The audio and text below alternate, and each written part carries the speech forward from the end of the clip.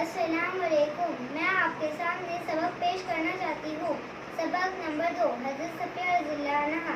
حضرت صفیہ رضی اللہ عنہا ہمارے پیغمبر حضرت محمد صلی اللہ علیہ وسلم کی بیوی تھی۔ ان کا اصلی نام زینب رضی اللہ عنہا تھا۔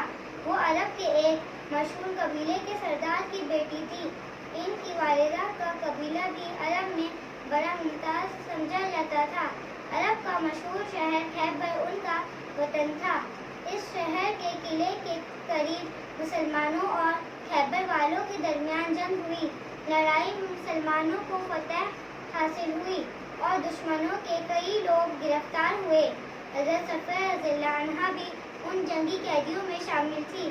انہیں حضور صلی اللہ علیہ وسلم کے سامنے پیش کیا گیا تو آپ صلی اللہ علیہ وسلم نے انہیں آزاد کر دیا۔ حضرت محمد صلی اللہ علیہ وسلم کے اس سلوک سے وہ بہت متاثر ہوئی۔